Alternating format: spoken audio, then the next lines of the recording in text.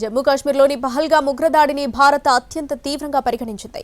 సీమాంతర ఉగ్రవాదాన్ని ప్రోత్సహిస్తున్న పాకిస్తాన్కు తగిన బుద్ధి చెప్పేందుకు దౌత్యపరంగా కఠిన చర్యలకు దిగింది. ప్రధాని మోడీ నేతృత్వంలో సమావేశమైన భద్రతా వ్యవహారాల కేబినెట్ కమిటీ కీలక నిర్ణయాలు తీసుకుంది. ఈ ఉగ్రదాడి వెనుక పాకిస్తాన్ హస్తముందని ఆరోపించిన కేంద్రం ఆ దేశంతో దౌత్య సంబంధాలకు సంబంధించి 5 కీలక నిర్ణయాలు తీసుకున్నట్లు కేంద్ర విదేశాంగ శాఖ కార్యదర్శి విక్రమ్ మిశ్రీ తెలిపారు. 1960లో పాకిస్తాన్తో కుదుర్చుకున్న సింధు నది జలాల ఒప్పందం నిలిపివేసింది కేంద్రం. అలాగే అటారీలోని ఇంటిగ్రేటెడ్ చెక్ పోస్టు తక్షణమే మూసివేస్తున్నట్లు ప్రకటించింది. సరైన ధ్రువపత్రాలతో భారత్కు వచ్చిన వాళ్లే మే 1లోపు తిరిగి వెళ్లిపోవాలని ఆదేశాలు జారీ చేసింది. సార్క్ వీసా మినహాయింపు పథకం కింద పాకిస్తాన్ జాతీయులకు భారత్లోకి ప్రవేశం నిషేధించింది. ఈ పథకం కింద గతంలో ఇచ్చిన వీసాలు రద్దు చేసింది.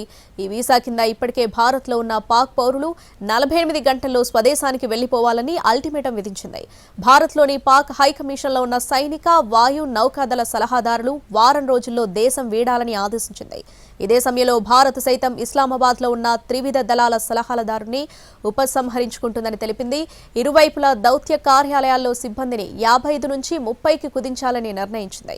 ఈ నిర్ణయం మే 1 నుంచి అమల్లోకి వస్తుందని స్పష్టం చేసింది. మరోవైపు కేంద్ర ప్రభుత్వం నేడు అఖిలపక్ష సమావేశం నిర్వహించనుంది. కేంద్ర రక్షణ మంత్రి రాజ్నాథ్ సింగ్ అధ్యక్షతన ఈ భేటీ జరగనున్నట్లు తెలుస్తోంది.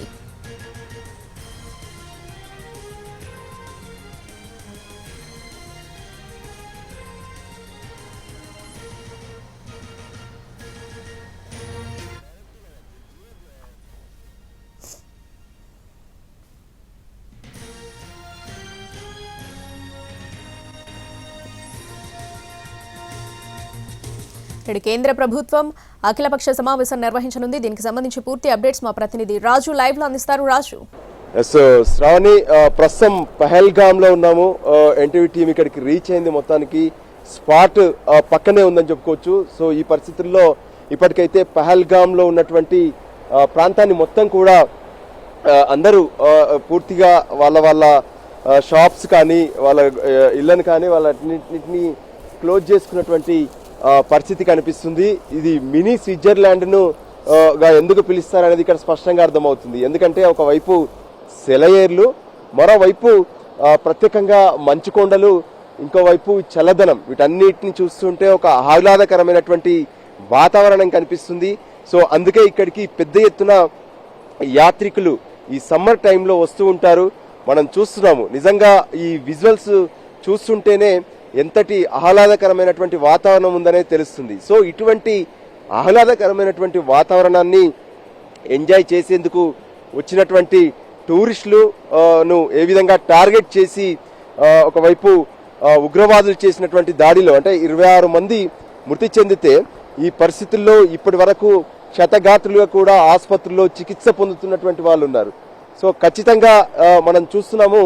ఏదైతే ఈ పైకి అంటే ఇక్కడ నుంచి మనం పైకి వెళ్లాల్సి ఉంటుంది ట్రెక్కింగ్ ద్వారా. అయితే ప్రస్తుతం ఆర్మీ మొత్తం కూడా పైకి వెళ్లకుండా నిలువరిస్తున్నటువంటి పరిస్థితి కనిపిస్తుంది. సో ఈ పరిస్థితుల్లో ఖచ్చితంగా అంటే ఏదైతే ఆ స్పాట్ కు గుర్రాల ద్వారా కానీ లేదంటే అటు నడుచుకుంటూ కానీ పైకి ట్రెక్కింగ్ చేస్తారు. సో ట్రెక్కింగ్ చేశాక 3 కిలోమీటర్ల పైకి వెళ్ళాక ఆ వ్యూ అనేది చాలా డిఫరెంట్ గా ఉంటుంది. సో అందుకోసమే ప్రతి ఒక్కరు ఎవరైతే పహల్గామ్ కు రీచ్ అవుతారో వాళ్ళు ఆ పైన ఉన్నటువంటి వ్యూ పాయింట్ కి వెళ్తారు. సో అక్కడే ఉగ్రవాదులు ప్లాన్ చేశారు. సో పైకి వచ్చినటువంటి వాళ్ళను టార్గెట్ చేసి అడ్డుకోవడానికి ఎవరు ఉండరనేటువంటి ఆలోచనతో వాళ్ళు టార్గెట్ చేసినటువంటి పరిస్థితి కనిపించింది. దానికి అనుగుణంగానే ఉగ్రవాదులు పక్కా ప్లాన్ చేసుకొని అంటే ఏ విధంగానైతే ఇప్పటి వరకు కేంద్ర నిఘా వర్గాలు ఇస్తున్నటువంటి సమాచారం మేరకు మనం చూస్తూనే ఉన్నాము. దానికి అనుగుణంగా వాళ్ళు ఇచ్చినటువంటి వివరాల ప్రకారం అంటే 6 నుంచి 7 ఖచ్చితంగా ఇక్కడ ఉన్నారనేది చెప్తున్నారు. అంతేకాదు లష్కరే తోయిబాకు సంబంధించినటువంటి సైఫుల్లా కసోరి ఎవరైతే తను కమాండర్ గా ఉన్నారో ఆయనే దీంట్లో చాలా కీలకంగా వ్యవహరించారని కూడా చెప్తున్నారు. సో మనకు పైకి చూసేటటువంటి ట్రెక్కింగ్ పార్ట్ తో పాటు మనం ఒకసారి అసలు ఈ కింద లొకేషన్స్ ఎలా ఉంటాయి అనేది మరోవైపు చూస్తే మనకు అర్థమవుతుంది. సో ఓవరాల్ గా కూడా అంటే ఏదైతే టూరిజంతోనే కాశ్మీర్ కు ఆదాయం, సో ఇక్కడ ఉన్నటువంటి ఈ ఆహ్లాదకరమైనటువంటి వాతావరణంలో ఒక్కసారిగా రక్తపుటేర్లు సృష్టించినటువంటి ఉగ్రవాదుల దాడితో మొత్తం ఒక్కసారిగా స్తబ్దుగా కనిపిస్తుంది. అంటే ఎప్పుడు కలకలలాడుతూ కనిపించేటటువంటి ఈ కాశ్మీరు ఇప్పుడు ఎంతో ఒక టెన్షన్గా కనిపిస్తున్నటువంటి పరిస్థితి ఉంది. ముఖ్యంగా టూరిస్టులు అయితే ఇక్కడ ఉన్నటువంటి వాళ్ళు వెనక్కి వెళ్ళిపోతున్నారు. సో లోయలు కొండలు ఈ మధ్యలో ఉన్నటువంటి టూరిజం స్పాట్స్లోనే ఎక్కువగా ప్రతి ఒక్కరూ ఇక్కడికి వచ్చి ఉండడం జరుగుతుంది. ఇంకా చెప్పాలంటే ఇదొక మినీ స్విట్జర్లాండ్గా హనీమూన్ స్పాట్ అని కూడా చెప్తుంటారు. సో ఇటువంటి స్పాట్స్ను టార్గెట్ చేయడం వల్ల టూరిజంను ఒకవైపు బ్రేక్ చేసే ప్రయత్నం, ఇంకోవైపు ఏ విధంగానైతే ఇప్పటి వరకు వాళ్ళు చేసినటువంటి దాడులకు సంబంధించి కూడా కొన్ని విషయాలు వెలుగులోకి వస్తున్నాయి. సో దానికి అనుగుణంగానే కేంద్రం కీలక నిర్ణయాలు తీసుకుంది. ఒకవైపు పాకిస్తాన్ను అంటే నేరుగా యుద్ధం చేయకపోయినప్పటికీ కూడా పాకిస్తాన్లు ఎవరైతే ఇండియాలో ఉంటున్నారో వాళ్ళందరినీ ఖచ్చితంగా బయటికి పంపించేందుకు కూడా టైం బాండ్ పెట్టేసింది. మరోపక్క అక్కడ ఉన్నటువంటి ఎంబసీని సైతం ఇక తగ్గించే ప్రయత్నాలు చేస్తున్నారు. ఎంబసీని డియాక్టివ్ చేసే ప్రయత్నం కూడా చేస్తున్నారు. మొత్తానికి పాక్తో ఏ విధంగానైతే టెక్నికల్గా అంటే రెండు దేశాల మధ్య ఉన్నటువంటి ద్వైపాక్షిక అంశాల విషయంలో భారత్ మొత్తం కూడా సడలించేస్తుంది. సో వెనక్కి తగ్గుతుంది. వాళ్ళతో ఎటువంటి బంధాలు అవసరం లేదు, ఎటువంటి రెండు దేశాల మధ్య ఎటువంటి ఏదైతే కోఆపరేషన్ అవసరం లేదనే విషయానికి వచ్చినటువంటి పరిస్థితి కనిపిస్తుంది. దానికి అనుగుణంగానే ఒకవైపు అంటే ఉగ్రవాదులను వేరివేసేందుకు కూడా ఇప్పుడు ఈ పహల్గామ్ ప్రాంతంలో మొత్తం కూడా ఒకవైపు కూంబింగ్ జరుగుతుంది. సో కూంబింగ్ ఆపరేషన్లు, మరోవైపు ఎవరైతే అక్రమంగా ఇక్కడికి వచ్చి అంటే పాకిస్తాన్ నుంచి ఇక్కడికి చేరుకోవడం, ఇక్కడ ఉన్నటువంటి యువతను ఆకర్షించడం, వాళ్ళ సహకారంతో ఇక్కడ దాడులు చేయడం, ఇదంతా కూడా కామన్గా లష్కరే తోయిబా ఎప్పటికప్పుడు చేసినటువంటి పరిస్థితి ఉంది.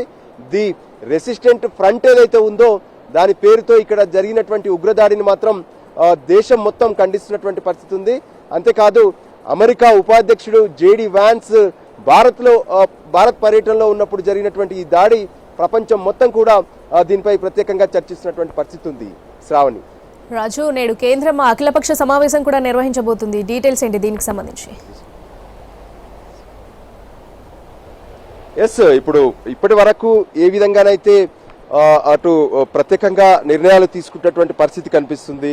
సో వాటన్నిటి విషయాలను అంటే ఈ ఉగ్రదాడిని చాలా సీరియస్గా తీసుకున్నటువంటి కేంద్రం ఖచ్చితంగా విషయాలన్నింటినీ దేశ ప్రజలకు తెలియజేయాలి. అంతేకాదు పార్టీలకు కూడా ఏదైతే పార్టీలకు చెప్పాల్సినటువంటి అవసరం ఉందని భావించింది. అందులో భాగంగానే ఏ విధంగానైతే ఇప్పటి వరకు అంటే తీసుకున్నటువంటి నిర్ణయాలు కావచ్చు, ఇక తీసుకోపోయేటటువంటి నిర్ణయాలను అఖిలపక్షంలో చెప్పడం ద్వారా అంటే ఇది ఏ ఒక్కరి సమస్య అనేది కాదు, ఇది మొత్తం భారత్కు సంబంధించినటువంటి సమస్య. అంతేకాదు దయాది దేశంగా ఉన్నటువంటి పాకిస్తాన్ చేస్తున్నటువంటి కుట్రగా ఇది భావిస్తున్నారు. సో ఈ విషయాలన్నింటినీ కూడా వాళ్ళకు చెప్పాల్సినటువంటి అవసరం ఉందని చెప్పి నిర్ణయాలు తీసుకుంటున్నారు. అందులో భాగంగానే ఇప్పటి వరకు ఏ విధంగానైతే సింధు జలాల ఒప్పందాన్ని సైతం అమలును నిలిపివేశారు. మరోపక్క అటారీ వద్ద ఉన్నటువంటి చెక్ పోస్ట్ను మూసివేశారు. ఇంకోవైపు పాక్లో ఉన్నటువంటి భారతీయులను ఏదైతే వాళ్ళకు సంబంధించినటువంటి వాళ్ళ విషయంలో కూడా కొంత జాగ్రత్త పడాలని నిర్ణయం తీసుకున్నారు. మరోవైపు పాక్లో ఎవరైతే పాకిస్తానీయులు ఇక్కడ ఉన్నారో వాళ్ళందరినీ వెనక్కి పంపించేటటువంటి అంశం.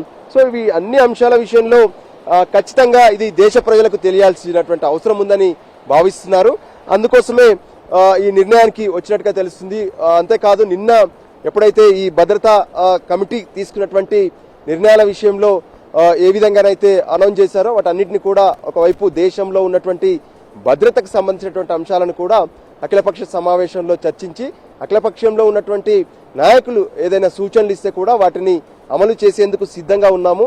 ఏదేమైనా భారత్పై జరిగేటటువంటి ఉగ్రదాడి విషయంలో ఉపేక్షించే లేదు అనే విషయాన్ని మాత్రం స్పష్టం చేయబోతుంది కేంద్రం.